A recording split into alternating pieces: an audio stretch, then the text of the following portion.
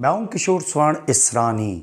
कौन बनेगा करोड़पति के सेट पर इस बार एक जयकारा गूंजा और वो जयकारा था, बोलिए सदगुरु माता सुदीक्षा सविंदर हरदेव जी महाराज की जय। वो जयकारा बोला था कविता चावला ने, जो कौन बनेगा करोड़पति 14वें सीजन की पहली महिला करोड़पति बनी है। जी हाँ, उनसे आज मैं आपको मिलवाऊंगा, उनसे बातचीत करेंगे और पूछेंगे बहुत सारी बातें। आप बने रहिए मेरे साथ और देखते रहिए किशोर स्वर्ण की सच्ची बात।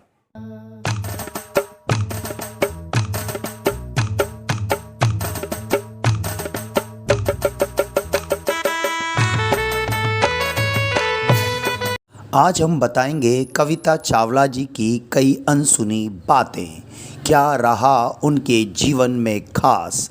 यही सभी बातें आज जानने के लिए किशोर स्वर्ण सच्ची बात की प्रतिनिधि प्रिया पमनानी ने की है उनसे मुलाकात और जाने हैं कविता चावला जी से कई राज। तो देखिए ये खास इंटरव्यू प्रिया पमनानी जी के साथ। सबसे पहले तो कविता जी, आपको बहुत बहुत कॉन्ग्रेचुलेशंस आपकी शानदार जीत के लिए।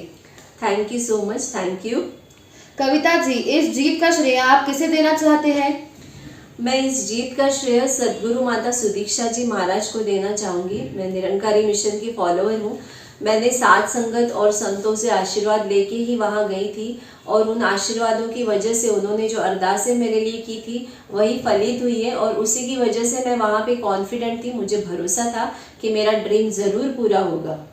कोल्हापुर के निरंकारी परिवार में जन्मी पली बड़ी कविता चावला को बाल उम्र से ही निरंकारी संस्कार मिले और उन्होंने बचपन से ही लेकर निरंकारी पुस्तकें, हस्ती दुनिया, संत निरंकारी पत्रिकाएं पढ़ना शुरू किया और बाल उम्र से ही उन्हें निरंकारी गीत, भजन गाना और गुनगुनाना बहुत अच्छा लगता था। कविता चावला केबीसी के सेट पर अपने डैडी श्री गुरुबख्श राय निरंकारी जी और अपने पुत्र विवेक चावला जी के साथ गए थे। क्या आपने केबीसी के लिए पहली बार ट्राई किया और आप पहली बार में ही केबीसी में आ गई? जी नहीं, बिल्कुल नहीं, पहली बार में ये नहीं हुआ है। मैं 2000 से ही ट्राई कर रही हूँ और 2000 से लेकर मैंने काफ़ी मतलब हर एक साल में मैंने रजिस्ट्रेशन किया था।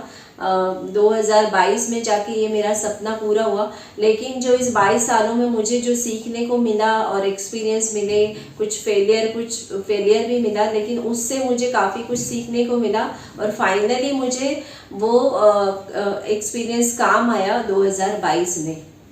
1 करोड़ के सवाल पर आपके अंदर क्या हलचल मची हुई थी? वैसे तो हर सवाल पे ही मैंने माता जी का स्मरण किया था, लेकिन 1 करोड़ का जो सवाल था वो तब मैंने वो सवाल थोड़ा सा मुझे याद नहीं आ रहा था। मैंने पढ़ा हुआ था लेकिन इतना मुझे याद नहीं आ रहा था और वो सवाल भी थोड़ा कंफ्यूजिंग था, काफ़ी घुमा फिरा के पूछा हुआ था। तो केबीसी में जाने से पहले मैंने महात्माओं से फ़ोन पे आशीर्वाद लिया था। तब उन्होंने कहा था कि आप जब किसी सवाल पे अटक जाओ तो आप माता जी का स्मरण करके आप ऑप्शन लगा देना।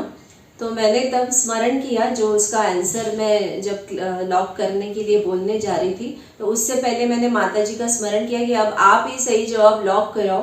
तो और वो आपने देखा कि कैसे सही हो गया। हॉट सीट पर जाने से पहले आपने रोते रोते क्या बुदबुदाया? हॉट सीट पे जाने से पहले मैंने माता जी का जयकारा किया, सदगुरु माता सुदीक्षा जी महाराज की जय।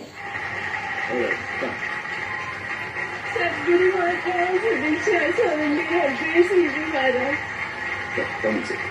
ताली बज जाए गौरव जी के लिए।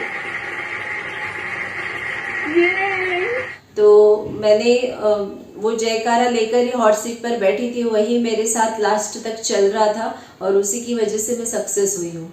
कविता चावला जी के पति कपड़े की दुकान चलाते हैं और वहीं स्वयं कविता जी हाउसवाइफ हैं। जीती हुई धनराशि का आप कैसे इस्तेमाल करेंगी?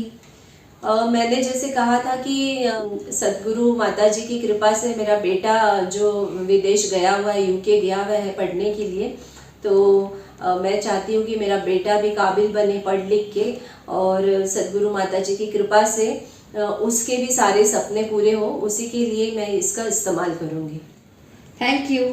मात्र 12वीं पढ़ाई करने वाली कविता चावला जी केबीसी के 14वें सीजन की पहली महिला प्रतिभागी बनी और उसके बाद उन्होंने जीते 1 करोड़ रुपए, और इसका श्रेय वे सद्गुरु को देती हैं, क्योंकि उन्हीं की शिक्षा और उन्हीं के संस्कार के बलबूते पर उन्होंने अपनी बुद्धि को सृजन किया और निरंकारी साहित्य पढ़ते रहे। हस्ती दुनिया से भी उन्हें काफ़ी ज्ञानवर्धक बातें मिलती रहती थीं, जैसे वे पढ़ते रहते थे, लिखते रहते थे। इसी के अलावा उन्होंने जब अपने बच्चों को पढ़ाना शुरू किया तो बच्चों को पढ़ाते पढ़ाते भी वे सीखते रहे, और इस तरीके से उन्होंने काफ़ी वर्षों तक प्रयत्न किया और तब जाकर वे कौन बनेगा करोड़पति के 14वें सीजन की 1 करोड़ जीतने वाली पहली महिला विजेता बनी हैं। आखिर में आप क्या संदेश देना चाहती हैं हमें? मैं यही बोलना चाहूँगी कि सद्गुरु माता जी की कृपा से जैसे मेरे सपने पूरे हुए हैं, आप सभी के भी सपने पूरे हो। और मैं ये कहूँगी कि कोशिश करते रहें, सद्गुरु का आसरा लेकर आगे बढ़ते रहें। धन्यवाद। कविता जी मानते हैं कि वह सद्गुरु की शिक्षा और निरंकार का आसरा लेकर आगे बढ़ीं और तभी वह सफल हो पाईं। तो कैसी लगी आज की ये स्टोरी? अगर अच्छी लगी है तो कमेंट करके ज़रूर बताएं, शेयर भी ज़रूर कीजिएगा। चैनल के साथ अगर आप नए जुड़े हैं तो सब्सक्राइब करना ना भूलें, और इसी के साथ ऐसी ही प्रेरक स्टोरी के लिए आप बने रहिए हमारे साथ, जुड़े रहिए हमारे साथ और देखते रहिए किशोर स्वर्ण की सच्ची बात।